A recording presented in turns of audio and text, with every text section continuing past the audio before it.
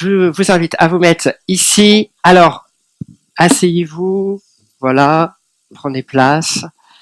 Martin Vanier, vous êtes géographe. Vous êtes professeur à l'école d'urbanisme de Paris. Vous êtes consultant au sein de la coopérative Conseil Acadie. Et donc on est très heureux que vous soyez là. Et on avait envie avec vous de parler de mots. Tout à l'heure, on a eu beaucoup de mots qui ont été utilisés. Il y a eu des définitions. On a parlé de médiation, par exemple. Et puis, en préparant cette intervention, on a imaginé vous faire réagir sur trois mots clés. Ça vous va?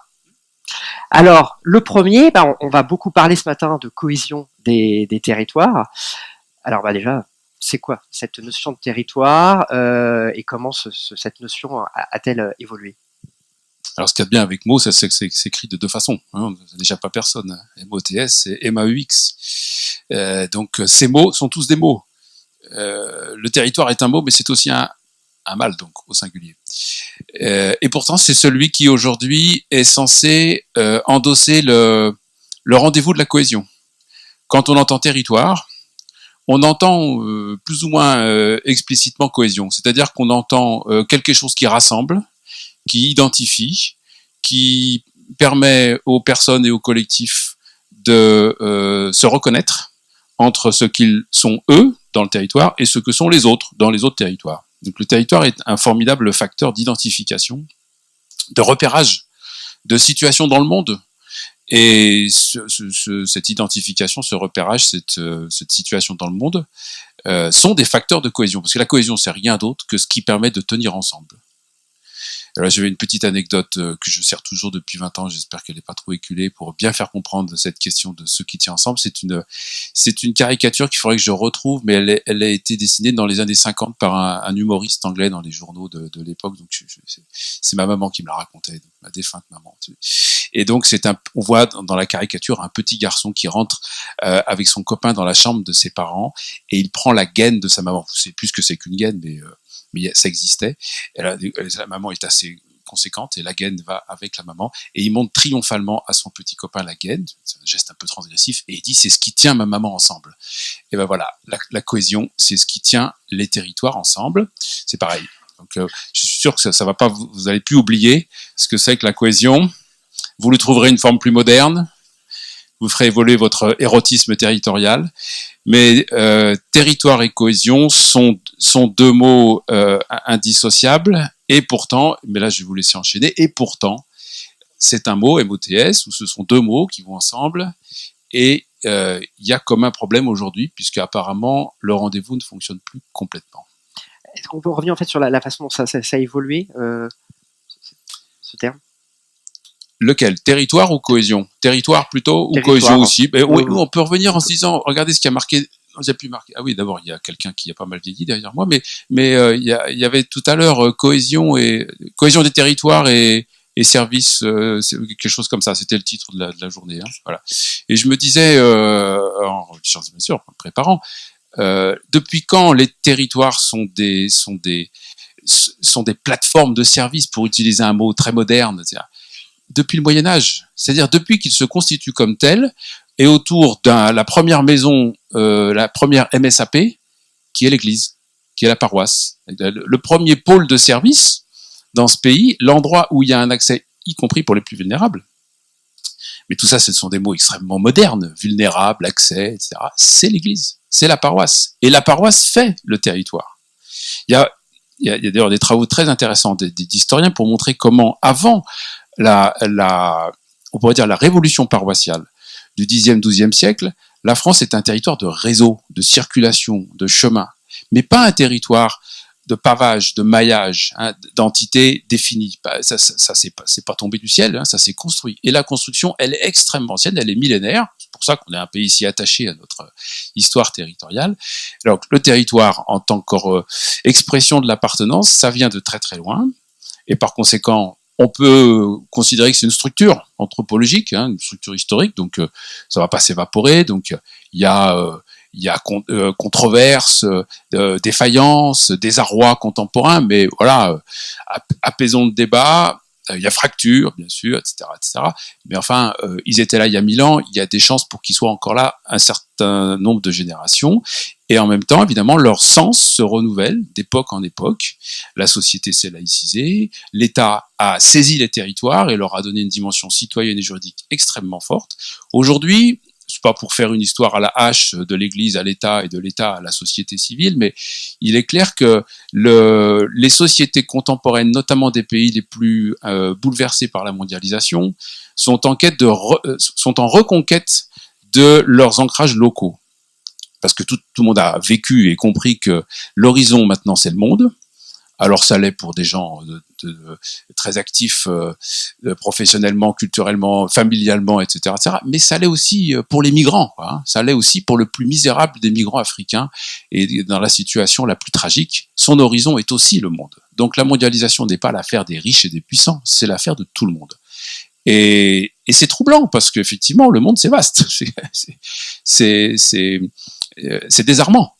Et c'est très très armé en même temps. Donc on cherche l'ancrage et on retrouve le territoire. Donc après, il y a eu la grande époque de l'Église qui donnait au territoire une dimension à la fois spirituelle et à la cohésion une raison, je dirais pas magique, je dois avouer mon athéisme, mais en tout cas des fondamentaux plus métaphysiques. Hein.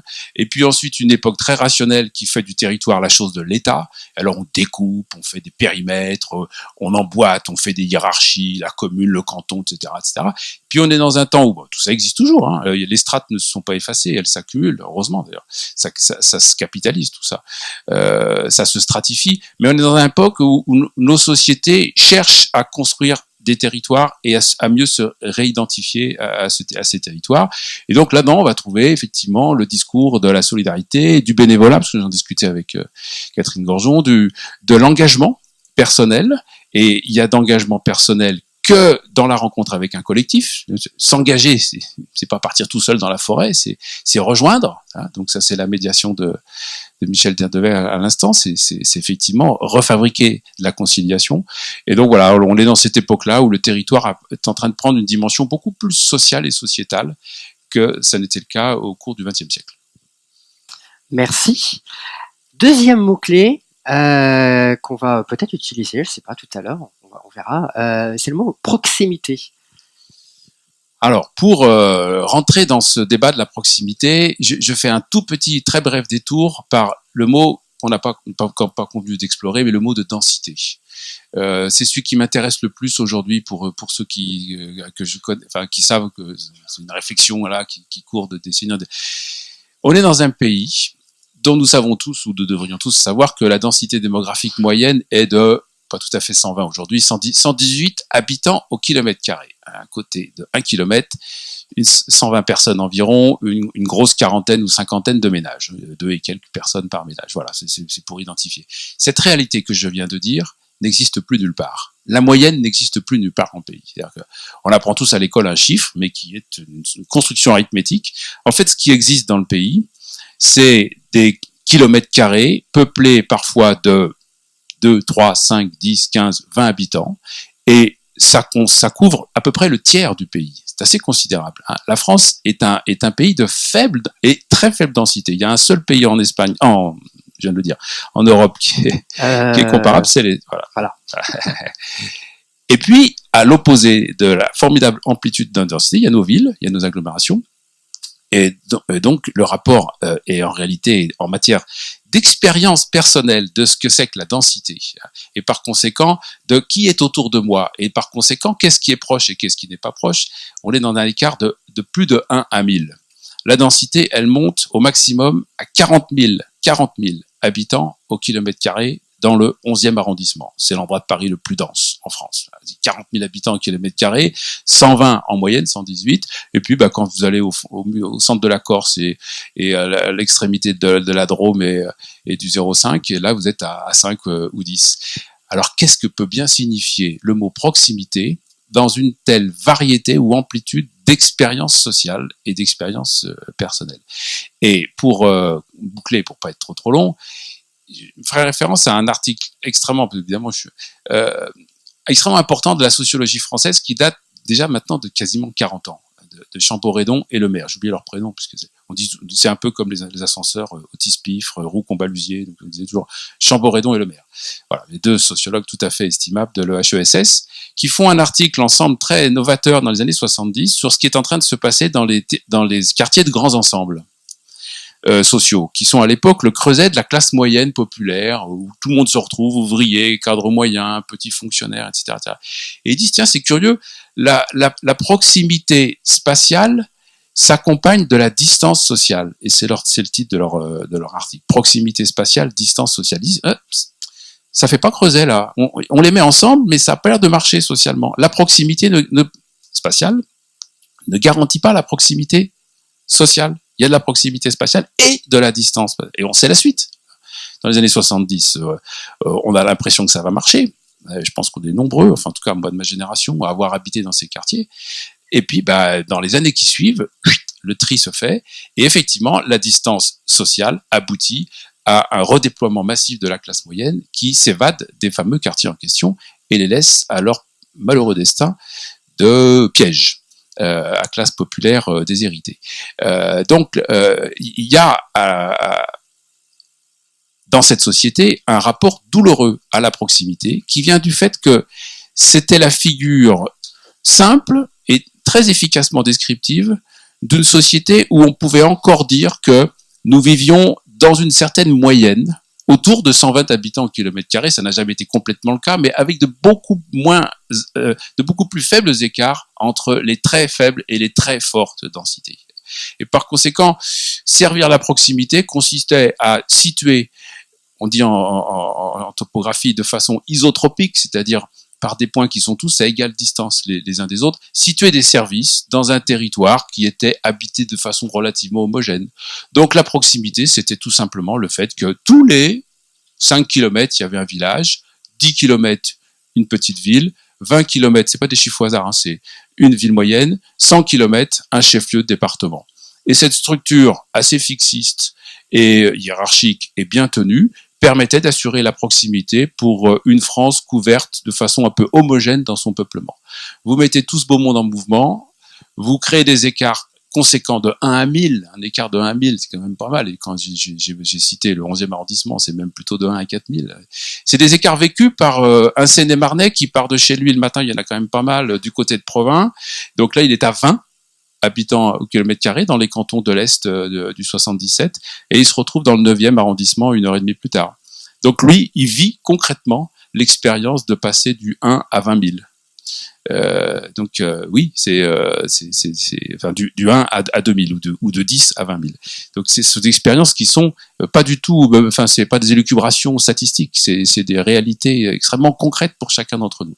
Donc tout ça pour dire que la proximité n'est de toute évidence plus une affaire de présence physique, et que c'est pas vraiment neuf, comme c'est pas vous je vais le dire, puisque vous travaillez énormément ce sujet d'un point de vue social et culturel, et dans une société de réseau et une société d'accès, le sujet c'est considérablement compliqué. Pour bien me faire comprendre, il n'est plus vraiment temps d'annoncer pour servir la proximité qu'on va mettre un peu partout un point d'accès et un guichet, et qu'on va répartir équitablement, par exemple sur une France cantonale, si vous avez entendu la dernière annonce, le point d'accès au service. C'est pas comme ça que fonctionne cette société, et il faut travailler de bien plus audacieux concept de ce qui est proche des individus ou ce qui leur est loin, que le simple concept de la proximité physique. Voilà, on est proches tous les deux, là, on est côte à côte, mais peut-être qu'énormément de choses nous séparent, empêchent notre médiation, nous rendent étrangers les uns aux autres. J'espère que c'est pas le cas, mais ça. Et donc, si nous voulions nous entendre, il ne suffirait pas d'être côte à côte, épaule contre épaule. Il faudrait que nous saisissions d'autres registres pour nous faire comprendre, et ils sont, on le sait tous, fondamentalement sociaux et encore peut-être plus fondamentalement culturels. Et alors, quelles pourraient être ces alternatives alors, au point d'accès au service, en fait, hein, sur le thème de la proximité? Eh ben, j'ai suffisamment servi le discours du territoire en l'inscrivant dans le temps très très long, et en disant il faut regarder 1000 ans derrière nous. Rien ne nous empêche de regarder peut-être pas 1000 ans, mais facilement 30, 50, un siècle devant nous pour penser la France des territoires, et donc certainement pas l'effacer. J'ai suffisamment rendu en quelque sorte hommage à la trame territoriale de notre pays pour le challenger un peu, par l'autre terme qui en géographie décrit aussi l'espace, qui est le mot de réseau. Il n'y a pas, d'ailleurs c'est marqué en bas, contribuer sur les réseaux sociaux.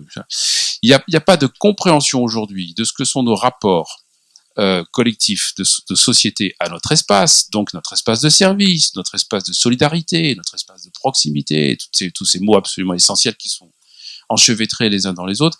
Il n'y a pas de conception possible si nous ne mettons pas en jeu notre compréhension de l'espace des réseaux, du monde des réseaux. Et si nous avons vécu la crise sociale et culturelle, la crise de représentation, c'est vraiment une crise de représentation, la crise des Gilets jaunes, que nous venons de vivre, c'est justement ça, le cœur du problème. C'est la révolte de ceux qui ne rentrent pas dans ces représentations de l'espace en réseau, et pourtant ils l'occupent. Ils l'occupent sur les ronds-points et ils en font le front de leur mobilisation et de leur reconnaissance. Mais ils n'en ont plus les clés, ils n'en ont plus la compréhension. Par exemple, ils trouvent insupportable de passer de 90 à 80 à l'heure, et ça les interpelle considérablement, et ils s'inquiètent énormément du coût de la mobilité qu'ils sentent monter. Donc c'est ce monde de réseau-là qu'ils prennent de pleine face, et ils se raccrochent, je dirais pas complètement au mot d'avant, parce qu'il n'y a pas un avant et un après. Avant le territoire et demain le réseau, c'est pas du tout ça. Hein. Il y a du territoire toujours et de plus en plus de réseaux. Mais enfin, ils se raccrochent terriblement à ce monde territorial, ce qui ne les aide pas à comprendre que aujourd'hui, la société des accès, donc la société solidaire, donc celle qui tient ensemble, la société cohésive, c'est une société qui donne des capacités à chacun d'entre nous d'entrer dans le monde des réseaux, de comprendre comment ils fonctionnent, d'en avoir les clés, d'être aidé pour ceux pour lesquels c'est le plus difficile, de renouveler cette capacité parce qu'elle se renouvelle à une vitesse folle par les technologies des réseaux en question, d'en tirer le plus possible de bénéfices parce qu'un réseau n'a pas d'échelle, donc je peux être très à l'aise dans un réseau très local, un peu moins dans un réseau international. Moi par exemple, je suis pas du tout bon à l'international, donc j'aurais besoin d'aide pour accéder à la dimension internationale de mon métier. Voilà, donc le réseau aujourd'hui, c'est le vrai front de l'émancipation sociale. C'est là que ça se passe, la question de la justice sociale, d'une certaine forme d'égalité des conditions.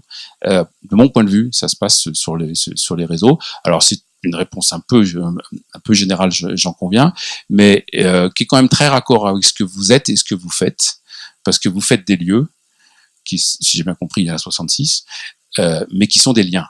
Voilà. Et donc quand on fait des lieux et des liens, on fait du réseau. Merci Martin. Dernier mot-clé, alors vous l'avez un peu abordé, on peut applaudir, mais oui, tout à fait, déjà ce propos, mais oui, tout à fait, merci.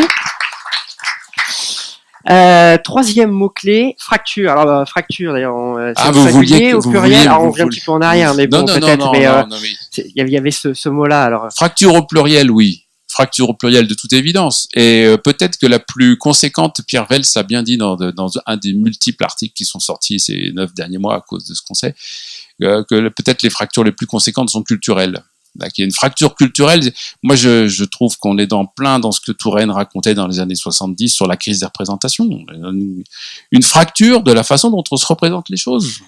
Plein de choses, hein, le rôle de l'élu, le monde, l'Europe, etc., etc.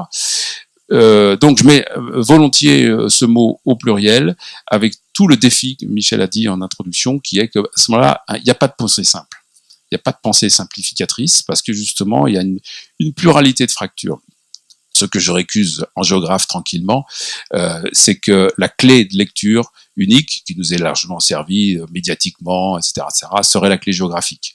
Et qu'il suffirait de comprendre que la France est coupée en deux géographiquement et que par conséquent c'est là que le front politique le front de la réponse politique devrait s'organiser. Alors toutes les figures nous ont été servies, elles sont toutes fausses.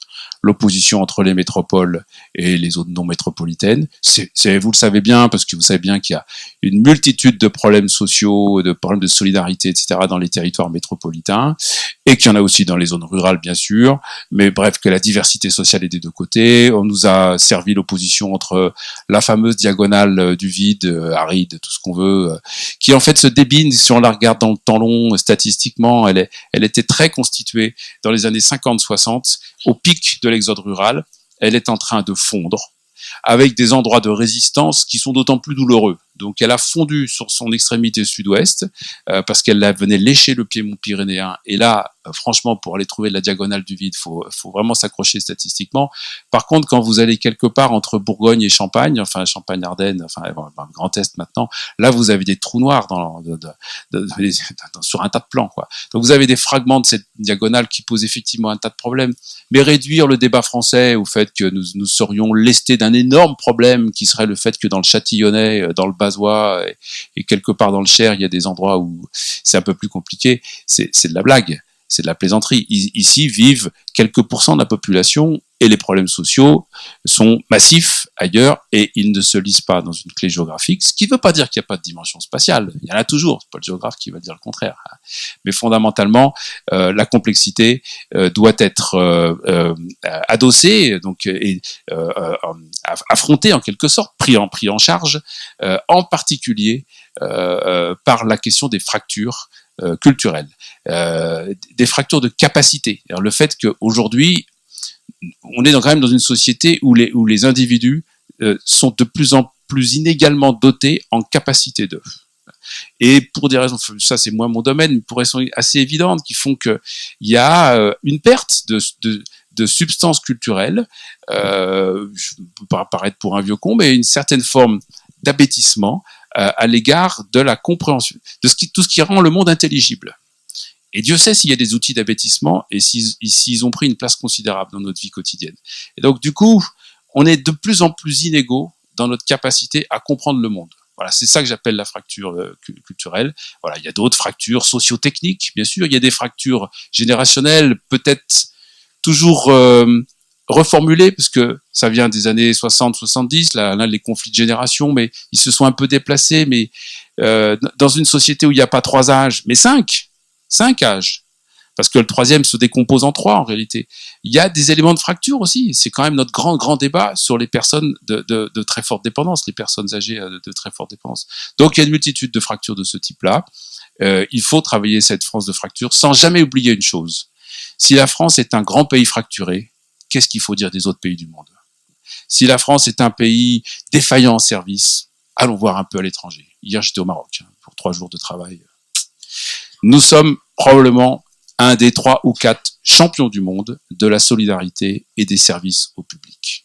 Voilà. Après, je vais peut-être prendre des claques, mais nous sommes probablement un des 3, 4, 5 champions du monde. Et en plus, ceux qui sont devant nous, c'est des pays avec une population qui généralement est 5 à 10 fois plus petite que la nôtre, notamment les pays scandinaves. Donc, c'est un peu plus facile d'être cohésif quand on est 5 millions de Norvégiens que quand on est 70 millions de Français, enfin 65 aujourd'hui. Voilà, donc faut jamais perdre de vue ça, sinon on raconte n'importe quoi. Mais le fait est que ce pays peut être, pour autant, bien qu'il consacre, ne l'oublions jamais, 57% de son PIB à la dépense publique, donc à la solidarité d'une façon ou d'une autre, il peut être travaillé par le sentiment d'eux. Et aujourd'hui, ce qui pèse quand même beaucoup dans le débat, c'est le sentiment le sentiment d'abandon, le sentiment de mépris, le sentiment d'invasion, qui n'est pas le plus beau, le sentiment d'insécurité. Donc, quand ce pays est ainsi bouleversé par le fait qu'il est dans le sentiment qu'est-ce que ça signifie d'autre qu'il est fracturé culturellement? C'est-à-dire qu'il voit plus les choses de la même façon. Voilà. Et c'est ça qu'il faut retravailler. Merci beaucoup, Martin Vanier. On peut vous applaudir. Merci beaucoup. On a plein de mots en tête. Moi, je retiens l'image de la gaine. Voilà. Mais il y en a, j'ai aussi pris beaucoup de notes. Merci.